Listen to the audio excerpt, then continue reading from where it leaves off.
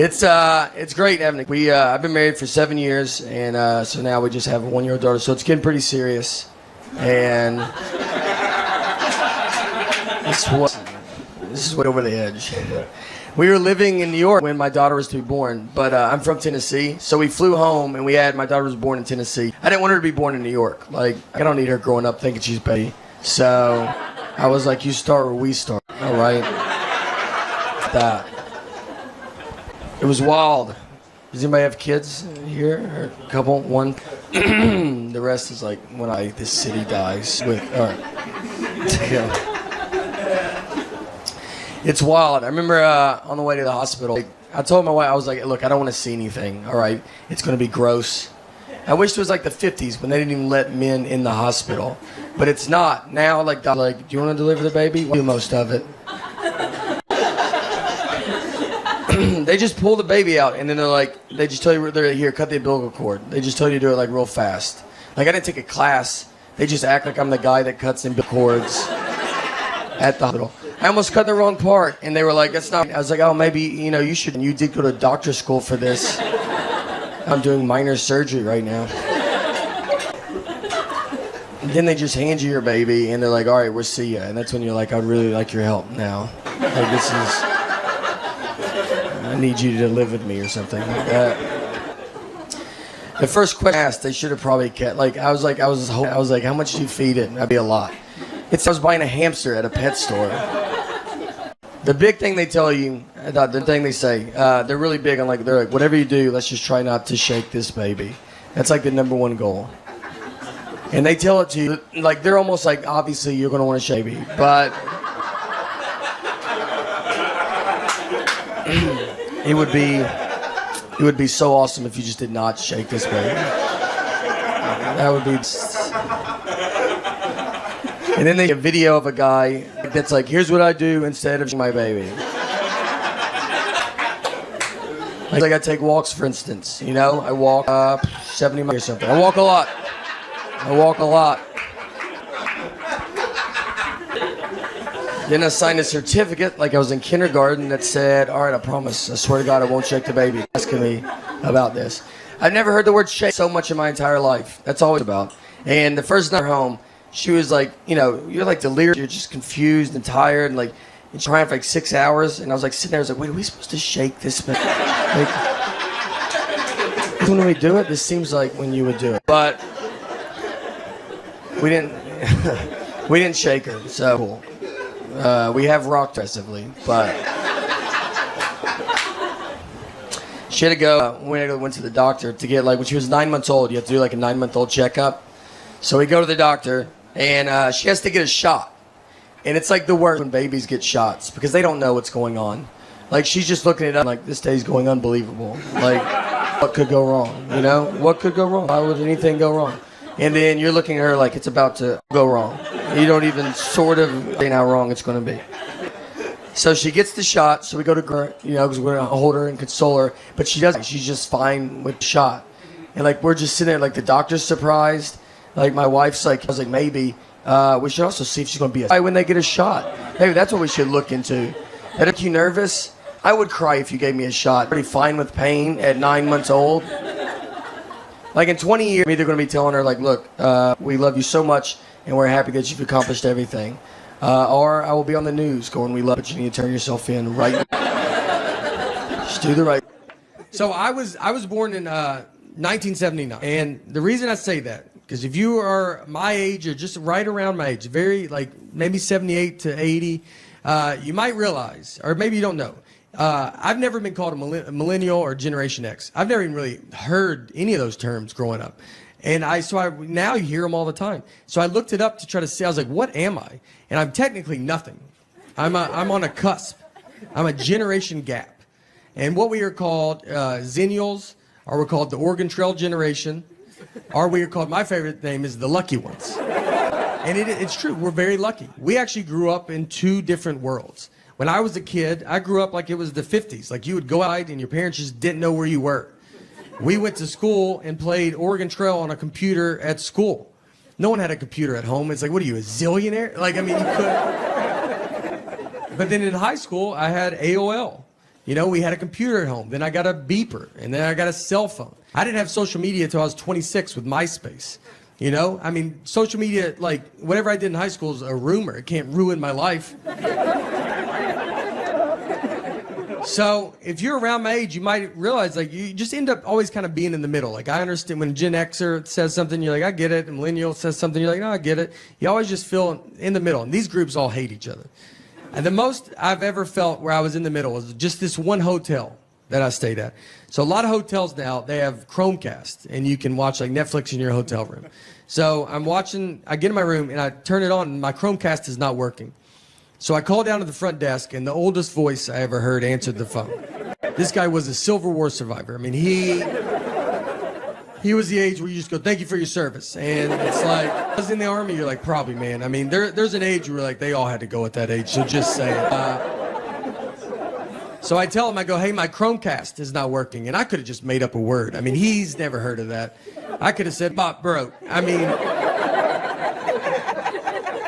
he asked if I was staying at that hotel. That's how, he goes, are you staying here? I was like, do you think I've called the front desk from a different hotel room? So he goes, look, I don't know what this is, but there's a younger guy here. Send him up. He'll be able to help you. And I was like, great. So that guy comes up. And he knocks on my door. I open it. He's my dad's age. And I mean, right when I see him, you're like, all right, dude, we don't have to do this. You know, I mean, I know you've heard of it, but you're not, if I can't fix it, you're not going to be able to fix it. But he's the generation that still wants to give it a try. So I got to let him in. So he's in, comes to my room, sits on my bed, a little too far back, I thought. I just remember like the back of his calves were touching the bed, and I was like, are your feet dangling? How far back are you gonna go? Are you cold? Do you want some covers, man? He gets the remote and just starts pressing all the buttons, and I said, I don't know how to do it. And he goes, let's just keep trying it though. I go, all right. I'm gonna turn the shower on, open a window, let's try everything. You know, let's just see, maybe it turns on. Who knows? Maybe it's all connected. So we can't get it. And he goes, all right. He goes, there's a younger guy. He's about to come to work. At this point, I'm like, I'm the younger guy, man. I was like, it's all right, dude. I don't need it. And he goes, no, it's a millennial. I was like, all right. Now we're getting somewhere, you know? This is what the millennial does. He was born with technology. He's going to fix this. I was excited. I was like, great. He goes, he comes to work in an hour. I go, wonderful. And let me tell you, you know how quick that millennial fixed it? Well, I'll never know because he just didn't come to work that night. So... didn't call in, nothing. And I found out because the old guy called me because he was supposed to fill in for him. He was furious, dude. He hates that millennial. He goes, he never comes to work. He doesn't take it serious. He's got a peanut allergy. And I was like, all right, well. I ended up fixing it myself because it was just unplugged. So that's my fault. We've been traveling. I've been traveling all over the country during this COVID. And scene is, look. In the middle of the country, they're doing good. I went to a NASCAR race. They all had their mask on. They're doing what they're supposed to do. A lot of people are doing it. We're trying, you know? A lot of stuff, we take our temperature. I went to Buffalo Wild Wings. They took my temperature. You gonna tell me that teenager doesn't know what he's doing? Is that what you're trying to... You don't think he's going to doctor school? That's how he gets started, is he takes temperatures, and he's like, all right, 45 degrees, you're good. Yeah, you're like 60 degrees from a problem. So I don't, you know, and they're not even worried about it. They just don't, 57 degrees. You're like, yeah, I'm dead, dude. That's not good. This one guy was like, does that even work? He goes, I don't know. When it beeps, I just tell him to go ahead. I swear one kid said beep. I don't think his beep worked. And he goes, beep. And I was like, is that? And he goes, you're fine. Went to school in Tennessee, which is, I went to a community college for an entire year, and I do not have one credit. It didn't, like, none of it counted. The reason is because I had to take remedial classes, so, which remedial basically means they're like, look, we have no idea how your high school that you leave, and we are shocked, and we're actually going to look into it. But until the end, here's your classes you're going to take. Here's what I took. I took math. Like the book said math. Like that's what. How crazy is that? They stopped calling it math after 6th grade. Well, even though I make fun of Common Core, I have learned stuff from elementary homework, which is embarrassing. I'm 41. My daughter's 8. Nothing should ever come out of her mouth that I'm like, what? What was that? When to use a or an in a sentence. I didn't know that there was a rule in play. I thought you felt it out, you know? You just go, that feels right, and that's what you do. I do the same thing with a comma. If I never known where a comma's supposed to go. I feel a comma's coming, I try to get out of that sentence so bad. And if I can't, I just put a comma and see if someone says something, you know? If they're like, is that a comma? I'm like, isn't my comma button has been sticking on my phone. So I'm married. We have a lot of married people here. A few. Some. That's fun. It's fun. I don't know. I've been married 4 years now, and it's getting pretty serious, to tell you the truth. A lot more serious than I thought. I always have, I got other buddies that are getting married now, so they always want to come talk to me. So, I always tell them, they're like, what's it like? I'm like, here's what it is. I'm just tell everybody. Marriage is like, you ever go to a concert and you see a mosh pit, and you're like, you know what? I'm gonna go get in that mosh pit. But then once you get in it, you're like, I do not want to be in this mosh pit at all. I'm going to leave and go get some beer. Then the mosh pit's like, didn't you drink last night? All right, mosh pit, why don't you get off my back and let me live my life? Why?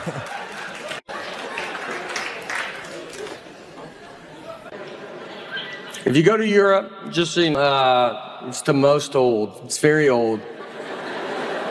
You think we're old, and you get there and you're like, good night. What have y'all been doing over here? You just walk around, they're like, that building is from 8. Good golly.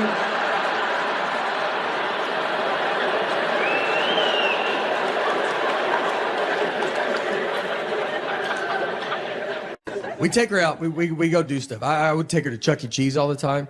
You can go there. They had COVID in '84. So they can't even survive in there. That's what, Chuck E. Cheese is rough. I don't know if you've been there in a while. They look like they're trying to go to business and they can't. They filed bankruptcy and they're still open. They called Blockbuster and they're like, you get out. We want out.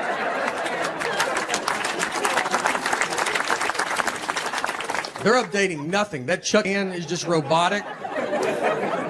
The drummer doesn't even turn on. It just sits like that the whole time. They sell booze to parents now. They just give them buckets of Bud Light. They're drunk in a booth at 9 a.m. And someone drives those kids home. I don't see a bunch of Ubers and Lyfts showing up. There was a Chuck E. Cheese that got caught. If people didn't eat all their pizza, they would just put it back out on the buffet. And that would shut down any normal business. And with Chuck E. Cheese, they have thrived. When I read the story, I was like, I thought that's what they were doing. I thought we agreed that that's fine. I didn't even know what the article was about. I don't read. Yeah, and I think that matters. Reading is the key to smart, I believe. And I don't do it. I think it's caught up to me. I want to do it. I like the idea of reading. I even buy books.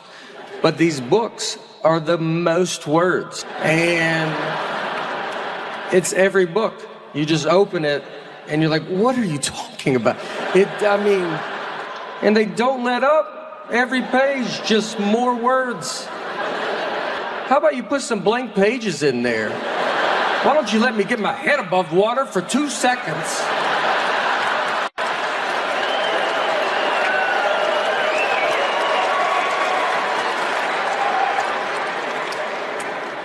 We went to Europe last year. Europe's very old. That's what I learned last time in Europe. Because you think we're old as a country, and you get there and you're like, good night. How long have y'all been over here? Australia, very far away. Farther than I thought. Our Earth, a little bigger than I thought it was. And I think we should have went the other way as well, but the pilot had different plans. I had jet lag there. I did not mind it because I woke up at 5:45 a.m. and I don't ever wake up that early. So it was like a new life, you know? I was like first in line at the breakfast buffet. Here's what I'll tell you. If you get up at 5:45 a.m., noon is pretty far away, though. I mean, I thought you bet your life, and it's maybe 8:30. 6 p.m., you're like, I don't know how people are out. How are they doing this? What are they doing? Why won't the sun go down? This is it. This is, it's something. Thank you guys for coming out. Appreciate it. Very excited. I tried to, I'm always like trying to lose weight, and then like you think, I'll tape a special. That will, that'll do it. And then you just kind of, next thing you know, it's already started. So,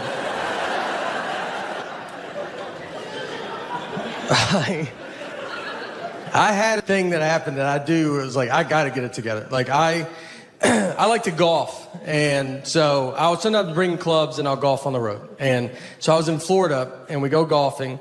It's very hot, humid, gross. You get kind of feeling gross. So I wanted to change shirts before I drove back. And I go to the trunk of my car and I take my shirt off, standing there, no shirt. And this old man walks up and goes, Olivia?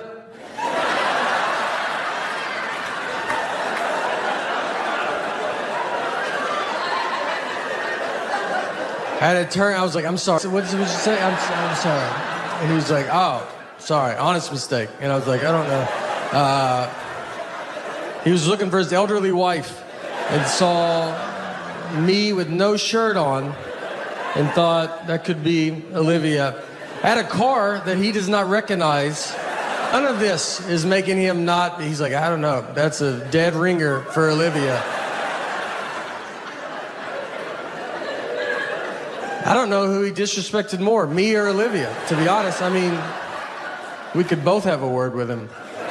So I'm 41 years old. And when I turned 40 was the first age I did not want to turn. I remember my parents turning 40, it just feels old.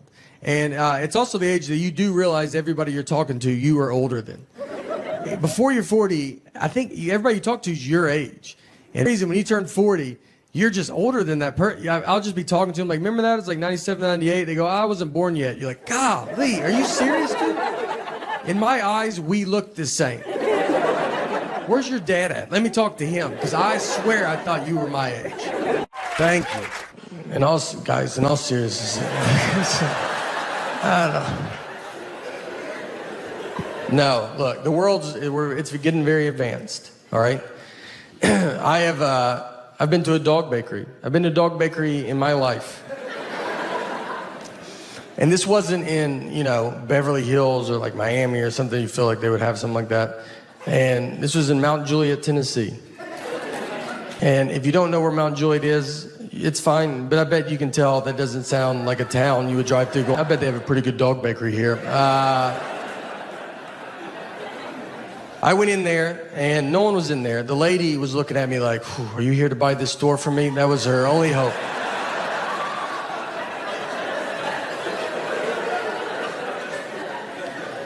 I talked to her. She had some time on her hand, excited to talk. And her and her husband bought the store for their 27-year-old daughter who graduated from college with a degree and came out of college and said, I want to own a dog bakery. I want to make cakes for dogs. If I asked my 6-year-old what she wants to do when she grows up, I think she'll tell me she wants to make cakes for dogs. And I'm going to tell her that she can do whatever she wants to do, hoping she doesn't turn 27 and go, let's talk about those cakes for those dogs. Maybe they're usually busy. Maybe I was on there on a slow dog birthday day. I don't know, all right? She told me everything was organic, and I was like, that's good. That's what I like to hear. All right, this is for that dog that's outside licking gum off the sidewalk right now. And if anybody deserves organic food in our house, this little girl, I'm not going to waste it on her. It's for that dog that's wandered out on the highway because it doesn't know what cars are.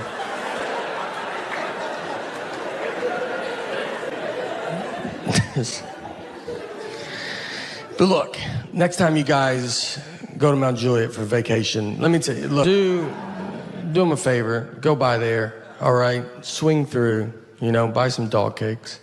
And I'll be honest with you. I'll be upfront with you guys. I bought a dog bakery. It's not going that good, all right? We're almost done, so don't worry about it. And I think you can tell. I always think people can, he's talking about dog bakeries. He's about out of stuff. Where's this going? Oh, me and my buddy, we rented a car. He's driving. On the way out there, I see a dead horse just laid out in this guy's yard. And I've never seen that before. And I was like, man, I bet you don't think about that when you buy a horse, it dying. What do you do? That's a huge thing, dying in your yard. You can't just shoot it off into the woods with your foot and try to get another one that matches before the kids come home. You have to tell your wife to keep the kids away for a month. You got to Google how to move a dead horse. You got to probably try to get another horse to help you do it. And that's not easy. That's what the blinders were invented for, because it's like, just look ahead. Don't worry about what's going on back. No, look. You got to get your friends to help you do it, and you can't spill the beans too quick on that. You think it's hard for them to help you move a couch? Try a dead horse. You gotta lie to them, like, we're getting a divorce. Just come over. Bring your truck and some gloves. And when they get there, let me tell you, they're gonna see it, all right? Everybody saw it. It was next to the road. And they're gonna pull into that driveway and just be like, I don't think they're getting a divorce at all. I think we're here to move that dead horse is what I think. Let's let him bring it up, all right? Make him ask. But I'll be shocked if we don't touch that dead horse today.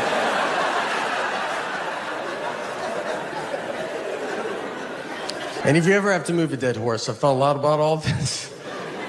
You want to be the first one to the horse, all right? You don't want someone else to tell you where to grab a dead horse. So you run out there like you love it. Like you're like, this is what I hoped it was. And get to the hoofs in the front and be like, all right, I'm here. You guys decide where you guys want to be.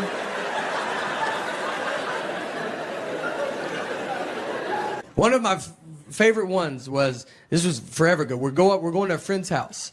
And it was a 4-flight walk up. And so 4 flights, obviously I walk faster than Nick. And I used to wait for him, but we've just been friends too long. I can't. We're like an old married couple. I'm just gone. So I knew where we were going, and I knew that he did not. So I leave him, and I go into my buddy's apartment. I was like, Nick doesn't know where you live. So that's fun, just see what happens. About 30 minutes go by. Nick finally comes into the apartment, and I asked him, I was like, where were you? He goes, I didn't know where to go. And I go, I know. So, you've been gone for a long time. Did you go back outside? He goes, I've been in someone else's apartment all this time. He went into someone's, that he was just trying handles. And the door opened, he walked in, said, I'm with Nate, and went and sat on their couch. That's how far he made it. Think about where your couch is. That's how deep he made it into their place. And he's so confident. I mean, they had to be like, I don't know, maybe we know a Nate, I took a typing class in 7th grade. That's how... And I thought it was a waste of my time. In my head, I was like, who's going to be typing? Cursive is the future.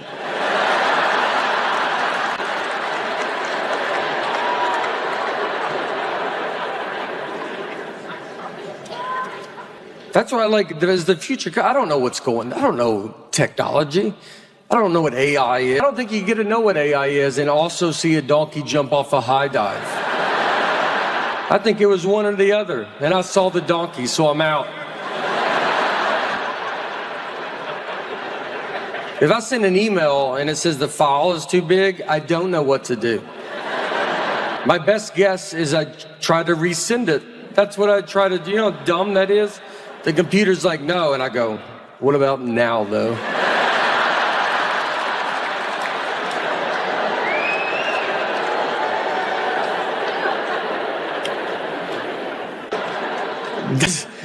One of the first things they had to do, car manufacturers, before crash test dummies were invented, they would use a pig in a car wreck.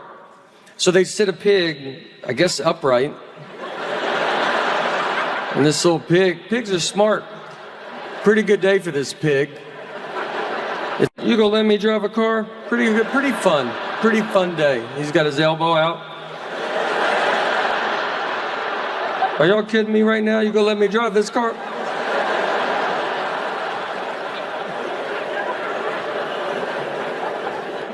I don't even know what that shows you. Pigs don't have necks.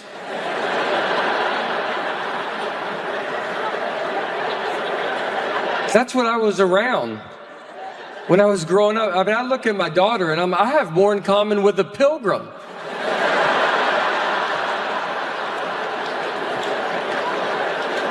And pilgrims believed in witches. I'm excited to be here. I'm from Nashville, Tennessee. And couple, all right. Some people. And we were married, and me and my wife were in Nashville last summer, and we went out on the lake with some of our friends, and we were floating around in the water, and there was a guy in a boat, like right next to us, and my wife was like, oh, that's my ex-boyfriend in that boat. I didn't know who he was. She didn't have to say anything at all. She was just basically like, are you having fun? Because I would like to put a stop to that and make you stare at this guy the rest of the day. So I'm staring at him, and then I look at her, and she's staring at him. I feel like she's staring at him to see what her life would be like if she didn't marry me. So I started staring at him because I was like, I'm gonna see what my life would be like if I didn't marry her, you know? We were both putting so much pressure on this guy, and we have a daughter. We have a 3-year-old daughter, and we took her to Disney World, and I made the mistake of like telling my friends. They were just like, I don't know why you're taking her, you know, just wasting money. She's not gonna remember it. And it's like it's exciting. Like she believes in Minnie Mouse. Like it's fun to see her get excited. Like, what should I do? Should I just go in a closet and be like, do you remember yesterday? No? Well, until you start remembering things, I'm not going to waste any of my money on you, you know? I live near Montreal. I've been here a few times. Last time I was here, had it was a bit of a too much of a good time. Is that how you should say it? I was staying here at the hotel, got super drunk, and locked myself out of my hotel room completely naked. And I remember getting all the way out, and then I hear the door shut, which is the most boring noise I've ever heard in my entire life. So I'm standing there, I'm like, what are you gonna do? And I was like on the 7th floor, and I was like, oh, window, I'll just jump out of that, you know? That's easier than talking to my wife about this. And I looked to the left, and there was a cleaning lady, and she's just staring at me. And I'm just like, doing here? And you know why she's there? Because it's like 11 a.m. That's why she's there. That's how far in the day it was. And I looked at her just like, you know, what are you gonna do? Like, this happens to the best of us, right? And she was like, doesn't, it's never happened before. And I don't even have, I don't have like a body either that's like, you're welcome. You know what I mean? Like I did her a favor. I was like, come on, it's your lucky day, all right? Take it in. I do nothing to try to lose weight. I'm just kind of riding it out, seeing what, here's where we're at right now. What I've started doing, though, is I tell people to weigh 300 pounds because, yeah, I'm a pretty dumb guy. Just, I don't think it's pretty obvious. And it's, I think, I've thought about, like, time travel. Like, if I went back in time, knowing everything I know now, I don't think I would make a difference.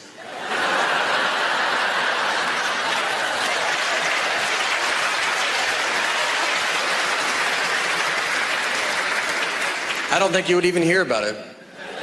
If I went back to the 20s and I like saw some guy on like an old phone, I'd be like, hey, eventually they have phones you just carry in your pocket. And he'd be like, yeah, how do they do it? It's like, I mean, I don't know. I don't know they're doing it. It's like a satellite or something. And they'd be like, what's a satellite? Well, I shouldn't have even brought that up then. It's like a round metal dish or something. Like it's got to go pretty high in the air. I honestly don't think I could prove I'm from the future. I mean, they would want some proof, you know? Who's the next president? Oh boy. The dumbest I've ever been talked to. I like to golf, and so a guy was telling me there's a real golf course in North Carolina where they have llamas or the caddies. So if you don't know anything about golf, I mean, you know, a caddy usually carries your bag around, tells you how far you are from the hole, and helps you out. So this course, they have llamas. So you put your golf bag on a llama, and it carries your bag. So he told me that, and then he looks into my big dumb eyes, and he goes, "Just so you know, llamas can't talk, though." I mean, that's the question he was trying to get ahead of as he looked into my stupid eyes. Like, he just feels like, I'm going to say it so that guy doesn't have to say it. I'm just at the zoo talking to the giraffes, just, "Hey, where are you guys from, you know? I know where you're from, but where are you from? You know what I mean?" What you have to do, you have to mail your birth certificate in. Some moms give their children their birth certificates. I've never received mine. I thought I was the proof of my birth. And you gotta mail it in. I've never been a big mailing in guy. I've mailed maybe 4 letters my entire life. I've never done it. Stamps make me nervous because I don't know how many you're supposed to put on. Where they're gonna be like, "You should put one more on." And they changed the price of stamps. Not in the news, you know. You don't find that out on Twitter. You have to find out from old people. They're the only people that know. They keep up with it. They're like, "Stamps went up." You're like, "Okay. All right. Is it $100?" Like, they're furious. They're like, "Is it $100 a stamp?" It's 3 more pennies. It always, it shot down my dream because I wanted to play college basketball, and that didn't work out. It didn't work out because I got cut every year from my high school basketball team. So I had to play for my church because, yeah, the church can let you. They have to let you play, which is nice. That's a good, you know. I guess they could cut you. You'd be pretty bad if they're like, "Look, we think you're good, but Jesus does not think you're that good." Yeah, he is our captain, so. And church ball was a lot different, too, because we played, it was a half court, no three-point line. We played on carpet. That's your first sign. It's not going to count. And they gave us a basketball. We didn't have a ball. We would just stand out there and play on honesty. So you'd be like, "I just made it." It was like, "Oh, that's a good shot. You're really good. I stole it. I forgive you doing it." It was moral points. It counts. Animals have it the worst. They die terrible deaths. I heard a story. This kid, he had 2 goldfish. So he grabbed one of them, he squeezed it, it exploded. Yeah, it's pretty crazy. I don't feel bad for that goldfish. You know, he died quickly. I feel bad for the other goldfish that just has to deal with that trauma now. You know how insane that would be? They're not gonna bite the other fish. He's killing them. He's got to. Imagine if you're locked in a room with someone and they just exploded. It would change your life forever. You're like, "Can I get someone else to talk to?" They're like, "No." You're like, "What? I'm just gonna deal with this in my own head?" This is the worst life ever. I've got to travel a lot, which is fun. I get to go to different countries, and I don't deserve to go. I don't know where these countries are at. I just go. I didn't learn about any of it. I learned about Tennessee. I learned about the states that touched us in case they attacked. And I was West was Europe, and that's where all the gays live. So I didn't have a passport, you know? I was young. We're doing homework, too. Our daughter's starting to bring it all home. Homework, 1st and 2nd grade was awesome. 3rd grade, you're like, "Okay." They throw some stuff in, you're like, "Oh, all right. All right. It's, okay. Learning it earlier than we used to, huh?" I don't even know if that's true, but she brought home Common Core math. That's fun. It's a new math they invented. No heads up. Give it to parents that never learned it. It's just a whole new. I mean, it's unbelievable. Why when they bring it home, you got to watch a 40-minute YouTube video on Common Core math? I don't even understand it. If you know it, if you don't know Common Core, it's just a new math. And the goal of Common Core is to use 1 sheet of paper for every problem. You just want to keep breaking the problem down. You put the problem at the top, and it just keeps going. And then what's even funnier is you see old math in the middle of it. As you break it down, old math gets in there, and you're like, oh, do that at the top. I don't even know what we're doing. And it's not like old math isn't working. I mean, old math's doing, I don't get incorrect change everywhere just going, this stupid old math. It's a long way to get at the same answer. I told my wife, it feels like if you knocked on my front door and I opened it, and you said, can I come in? And I was like, do you mind walking in and coming in through the back door? And you'd be like, does the front door not work? I'm like, no, it works. I use it. A lot of people still use it. But the way is to go jump the fence and come in the back and meet me at this same spot. I was with a buddy, and we rented a car. He's driving. On the way out there, I see a dead horse. I mean, just laid out in someone's yard. And I've never seen that before. And I was like, man, I bet you don't think about that when you buy a horse. Like it dying, like you don't fast forward that far. You know, that's a huge thing, dying in your yard. That's the weight of a horse. You know, I mean, you can't just scoot it off into the woods with your foot and be like, let's try to get another one before the kids come home. You have to tell your wife to keep the kids away for a month. You got to Google how to move a dead horse. You got to possibly get another horse to help you do it. And that's not going to be easy, you know. I think that's what the blinders are for, because it's like, just look ahead. Don't worry about what's going on back here.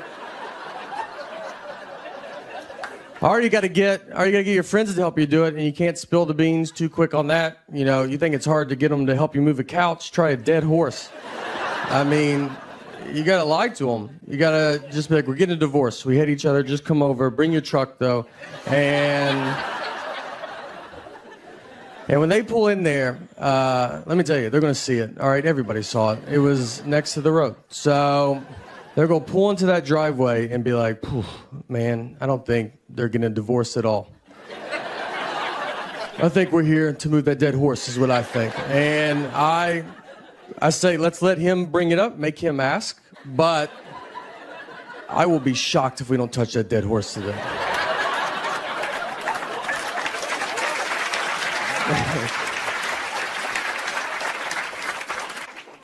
And look, if you ever have to move a dead horse, I've clearly thought about it. And you want to be the first one to the horse. You don't want someone else to tell you where to grab a dead horse.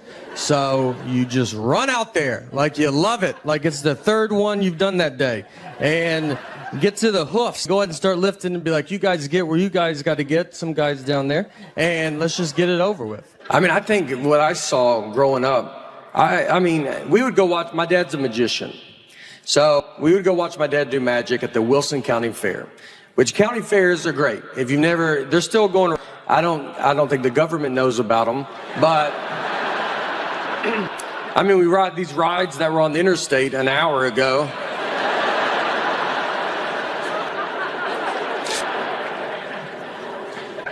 Went to Australia as well. Australia is very far away.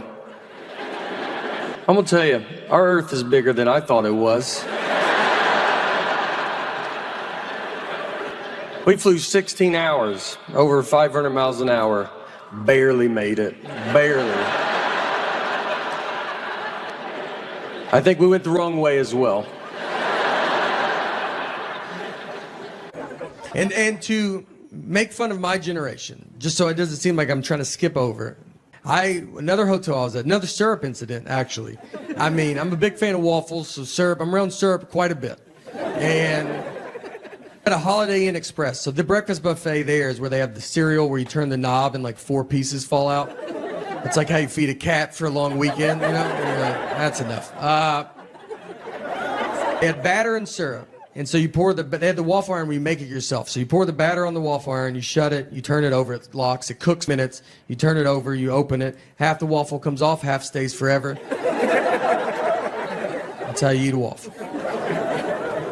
So I'm with my buddy of mine that's my age. So we go through, he's not really talking or anything, just going through. He gets to it. It's batter and syrup. They're in containers. They're not labeled, but they're in clear containers. He gets the syrup and starts pouring it on the waffle iron.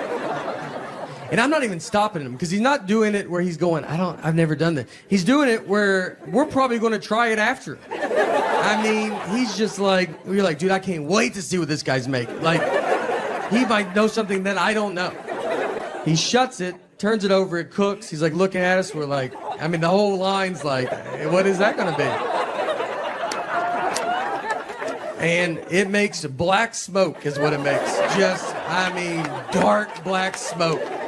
Just starts filling the lobby. The manager comes over. He's like, what are you doing? He's like, I guess I poured the wrong one. These are not labeled. And the guy's like, they're in clear containers.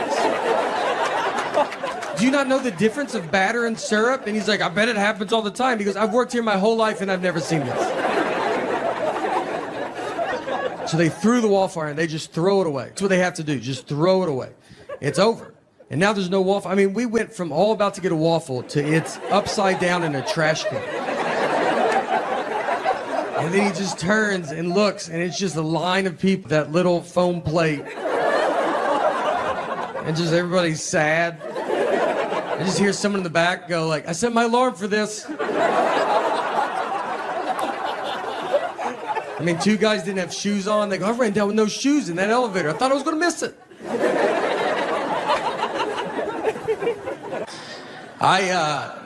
I first thank you. I can't thank you enough for coming out tonight. It means the world. And I've been this is how I've been closing shows on the road, and I want to close my special with it. I'm assuming that people saw the Netflix, the stand-ups, the little half hour. Thank you. Thank you for watching it. Thank you for coming out. So some stuff's happened since that special, and I want to give you some updates to a couple stories I told on that special. If you haven't seen it, I'll walk you through it. Don't, think you're going to be lost. And I think you've seen what I've talked about. I bet you're like, I bet we'll catch up quick. So the first update is about the Cape Fear Serpentarium. And if you haven't seen it, you could pause it right now and go watch it. But you might be like, I can't handle really much more of you. But if not, I'm gonna walk you through it, or maybe just a reminder. But a very quick, unfunny version is I went to Wilmington, North Carolina, to a guy's house, and he had a bunch of snakes, lizards, and a crocodile. And when I was there, a crocodile got out, and a lady wrote a TripAdvisor review about it. That's the very quick, unfunny version. If you haven't seen it, don't think that's all it takes to get a Netflix special. So the first thing is the lady that wrote the TripAdvisor review messaged me after the special came out. And you write a review on TripAdvisor, you can see how many people look at it, and it jumped 50,000 views the day the special came out. So, but she did not know this for a couple of days. So, I mean, she was like, I'm crushing it as a reviewer, all right? I swear. I'll bring your place. You better treat me right, Applebee's. I'll bring this whole place down.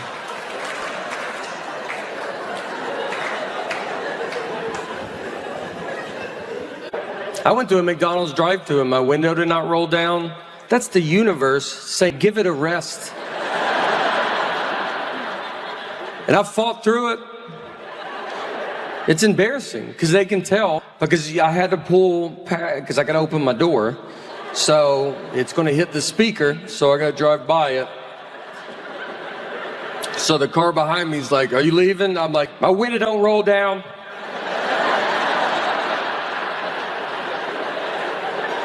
And I got to open the door. Now the speaker's by the gas tank.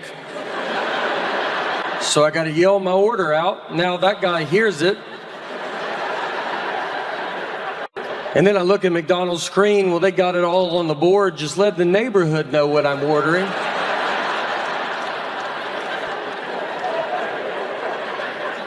And then I drove by the window, the drive-thru window, and I got to go by it because I got to open my whole door. So I go by it and I see them. They're like, where are you going? And I was like, nowhere. And I go by and they see my whole body sitting in a chair. It's crazy. If you've never done it, it's the most vulnerable I've ever felt in my life. You're just sitting there and you're high. They see your feet. They see your feet. They just throw it at me like a bear. Just throw it.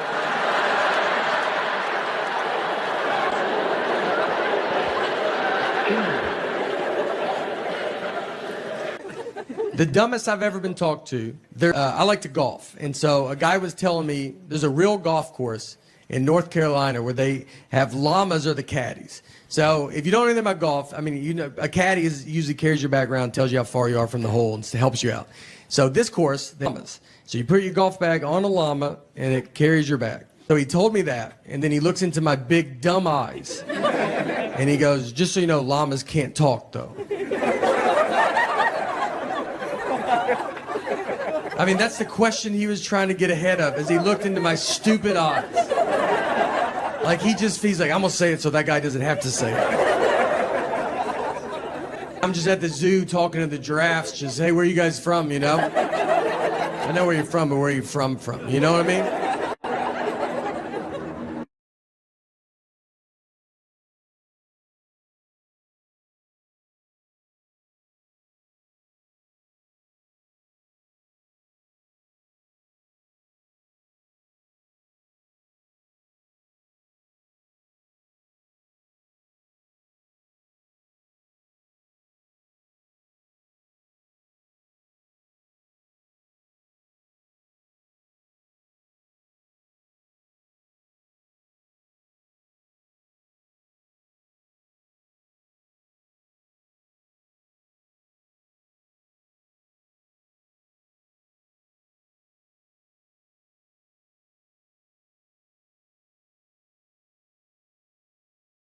I live in Nashville, and I travel a lot of hotels. Every hotel I go in, I ask if they have a gym.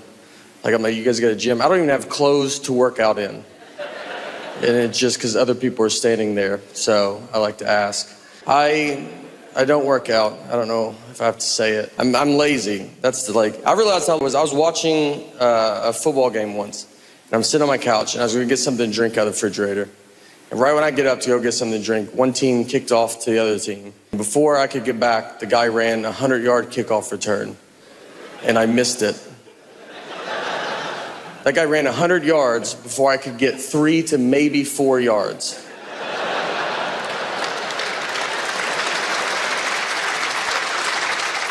He also had 11 people really trying not to let him run 100 yards. I don't even have an ottoman. It was wide open. Couldn't make it. I did play sports growing up, though. I tried to play basketball for my school, but I got cut every year. So I had to play for my church, because the church cannot cut you. They have to let you play. Or maybe cut you, I don't know. You'd be pretty bad if they're like, look, we think you're good, but Jesus does not think you're that good. And he is our captain. I played baseball, too. When I was 13, I was playing baseball. And one time I was up to bat, and I get walked. So I take my base, I get to first base, I turned around, and the catcher was still standing there, and he was holding the ball. He's like staring at me, like he was like daring me to run, like he was like, go, I bet you can't make it. And I was like, all right, man, I'm gonna go. So I just ran. When I ran, he threw it to second base. Ball goes in the outfield. So then I run to third base. The outfield grabs the ball. They overthrow third base. My third base telling me to go home. This is about to be an inside the park home run off a walk. I'm gonna be on SportsCenter. This is the biggest thing that's ever happened in baseball.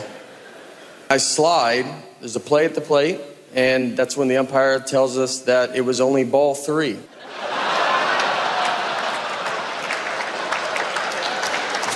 I swear.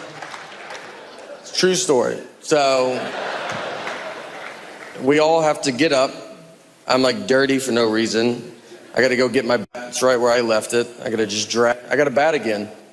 It's 3 balls, 2 strikes. Next pitch, immediately kick out. I'm exhausted and over baseball. And I just looked at the ump and he was like, you can go now. I learned though that day, that if you're confident, you can get away with quite a bit. Because no one tried to stop me, and they should have, you know? They knew I wasn't supposed to go. That's why the catcher was holding the ball, because he was like, I don't supposed to be going yet, right? And then I just ran to second. He's like, I'm wrong. No one's that dumb, you know?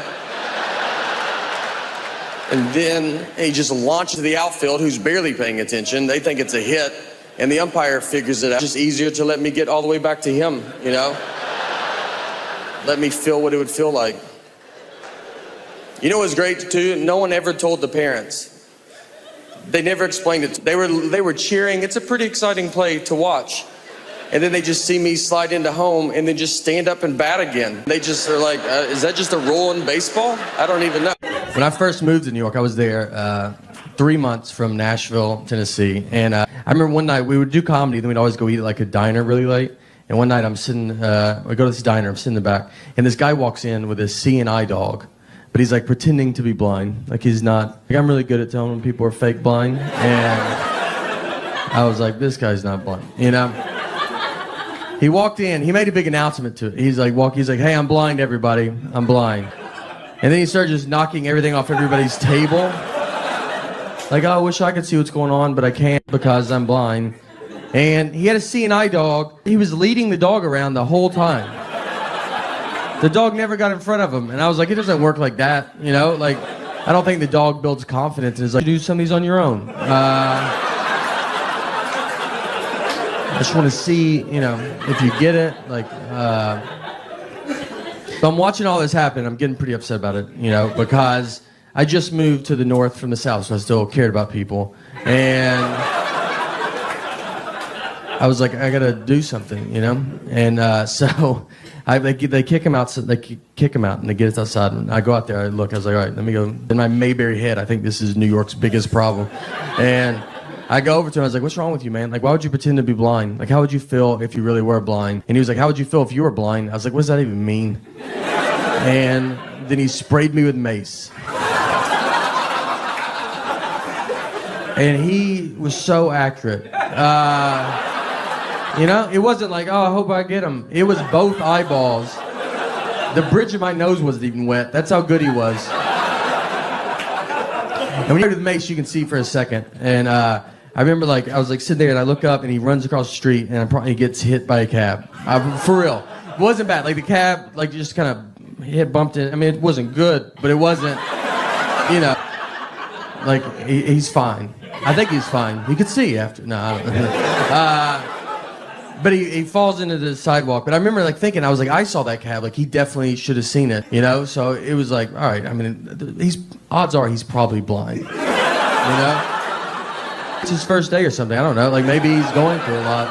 I should have just backed up. Everybody asked too. They're like, oh, was it? They would one another. Like, would you get sprayed with pepper spray or mace? And it's like, I don't know what it was. What kind of life are you living if you could tell the difference? If I knew something, I don't know. Could have been hairspray. I don't know. What do you?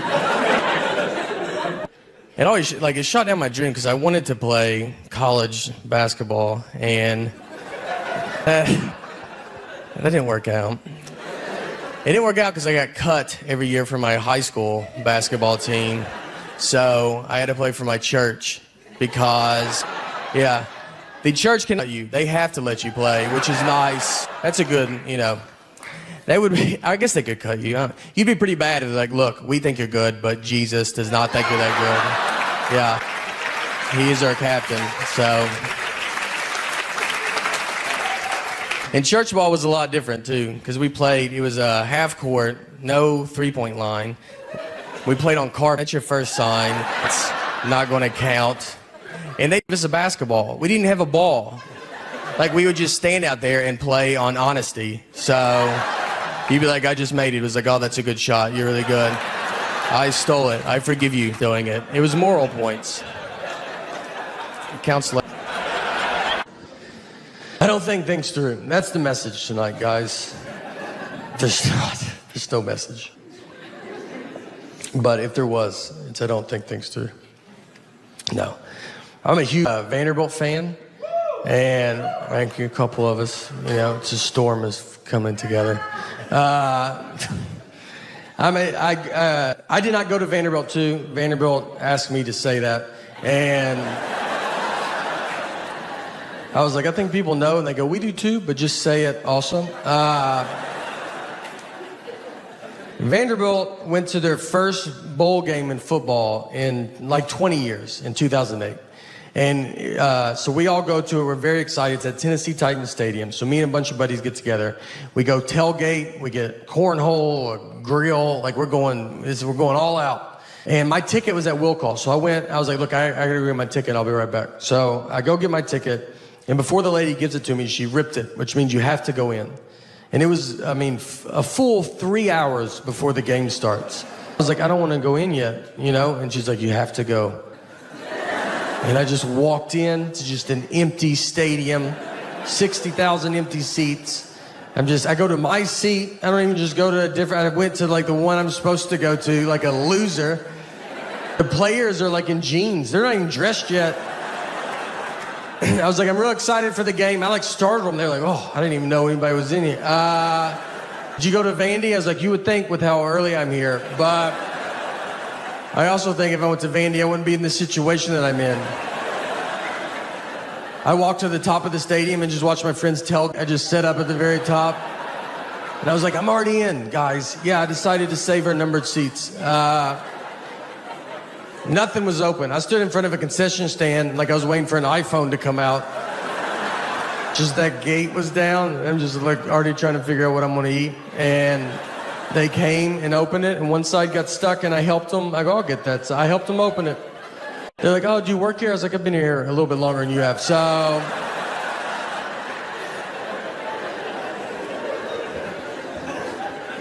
I'm 41 years old.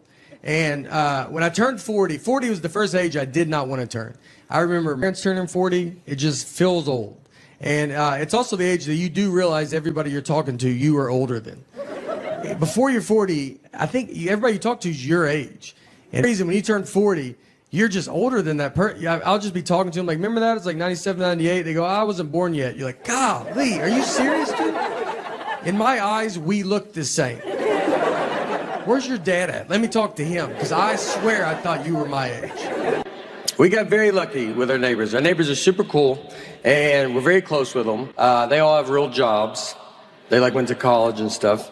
And one of them is a management consultant, so he manages all the consultants. And yeah, it's a tough job, all right?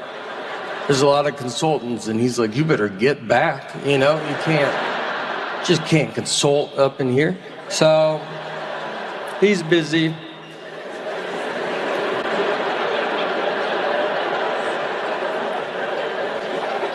Our other neighbor's an actuary.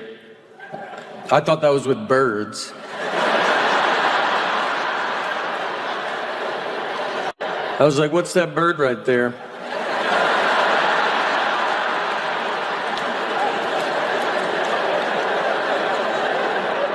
He goes, I don't know. And I was like,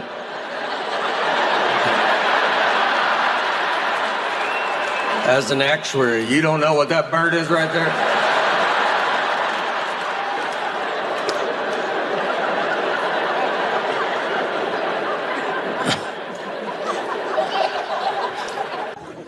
I've been doing these drive-in shows, these drive-in theater shows, and my buddy Nick Novicki's been with me, and Nick's a little person, very fun. We started comedy together. It's very fun to be friends with. He very easy to trick. We were once at a coffee shop, and I was sitting near us with a big husky dog, and Nick just goes, "Hey, you think that's a wolf?" And I just said, "Yeah, I do think it's a wolf." They just passed a law that if you can catch a wolf, you can have it as a pet. And he goes, should I go ask him about it? I was like, absolutely. He wants to talk about it. That's why he brought that wolf out here. And I watched him walk over to him and just go, excuse me, is that a wolf? And the guy, he didn't really know how to answer it. He said, what? You think I brought a wild wolf to this coffee shop? And the wolf's just being cool about it? It's not losing its mind right now? I've been doing these drive-in shows, these drive-in theater shows, and my buddy Nick Novicki's been with me, and Nick's a little person, very fun. We started comedy together. It's very fun to be friends with. He very easy to trick. We were once at a coffee shop, and I was sitting near us with a big husky dog, and Nick just goes, hey, you think that's a wolf? And I just said, yeah, I do think it's a wolf. They just passed a law that if you can catch a wolf, you can have it as a pet.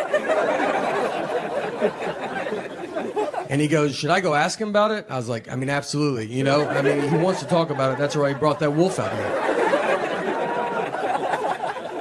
And I watched him walk over to him and just go, "Excuse me, is that a wolf?" And the guy, I mean, he didn't really know how to answer it. He said, "What? I mean, you think I brought a wild wolf to this coffee shop?" And the wolf's just being cool about it? It's not losing its mind right now?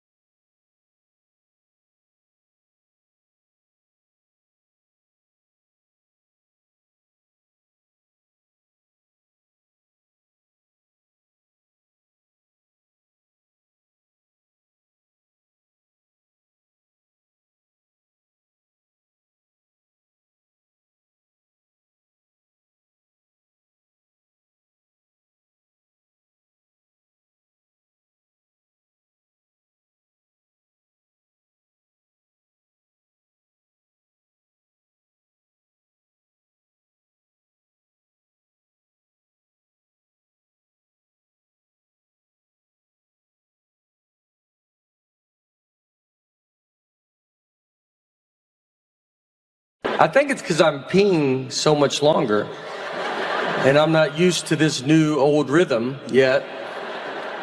Because in your 40s, there's a lot of false stops. You learn pretty quick to be like, let's hang back, let's let traffic thin out a little bit. I watch young people come and go.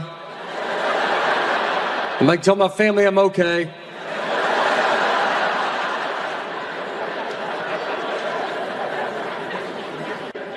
I had a hard time in school. When I barely graduated, got into a community college, barely got into a college they have to let everybody in.